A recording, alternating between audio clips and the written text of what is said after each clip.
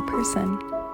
I want to share a little insight into that day with you. And at the end of this video, let's have a sit-down chat, so stay tuned and we'll talk some more.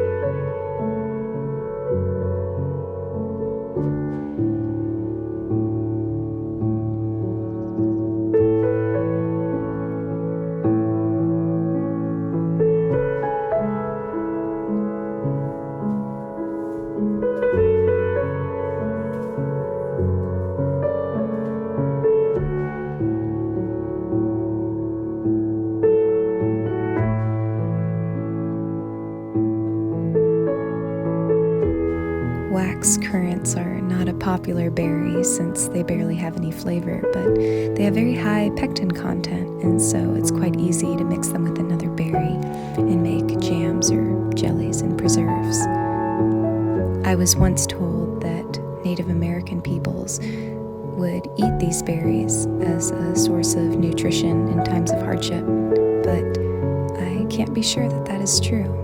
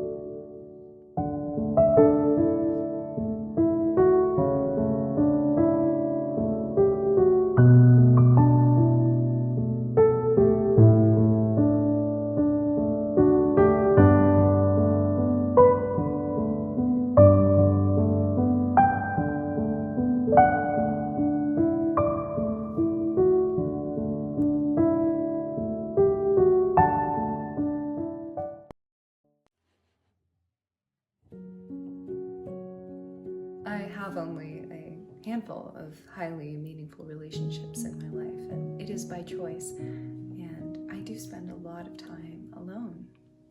My hobbies include painting and reading and puttering about outdoors, and so I can easily go an entire day without seeing another human. I do have a very loving and supportive family and partner who I regularly spend time with, but I always make sure to keep time for myself and to listen to my spirit and what my introverted needs are. I also have a menagerie of pets with quite obnoxious personalities that keep me highly entertained. From the perspective of many people, I live quite an isolated lifestyle, which is so interesting to me to think about, since I feel like I live a life of such abundance, and isolation is often connected to a scarcity. But it is true, I do live in a very rural area, and I travel much less than I ever have before. Yet, I do find myself extremely happy. Probably the happiest I've been since I was a child. Now, I don't wish to sell this lifestyle as an ideal. I definitely don't think it is appropriate for every spirit. I don't believe there's one lifestyle or even belief system that applies to everyone. Coming to live here was not easy at first. I had to rewrite the thesis of my entire life in order to be happy here. And it was a challenge that I'm so thankful I persevered through. I had to let go of what I perceived to be success. I was a very competitive university student, and I was addicted to the pursuit of wealth. And I connected wealth to freedom to live how I wanted. And the irony of it was that neither was I making much money, even though I was working hard. But I was also not living my dream, and consequently, I was constantly living in the future. Day-to-day life felt like a strange, meaningless cycle in which there was no end. After moving here, it took quite a long time to pull myself out of the haze and to really open my eyes and appreciate the wonder and beauty of where I lived. It was a process of coming home to my inner spirit, and I'm so happy now to say that I can more easily relate to my 5-year-old self than my 19-year-old self. And in my personal story, that's a very good thing. All this being said, I'm just sitting here telling you a tiny part of my individual story. I hope that through these videos I might be able to contribute a little bit of insight into another lifestyle and another pace of living that may align with yours or inspire you. If anything, I want to share my passion for growing a sense of abundance through simple living. I have found my truth by learning how to silence my mind and listen to my inner spirit. It's an ongoing process, and I am no master of it, but I keep trying, and I think that's all we need to expect of ourselves to do. I hope that today you might be inspired to take a moment and to go into the quiet and to listen to your soul and ask it what it needs, and also ask the people in your life what they need, and learn how to find a balance between sharing and loving yourself. Subscribe if you want to see videos every Wednesday. In the meantime, have a wonderful day. Hugs and kisses to everyone. Bye.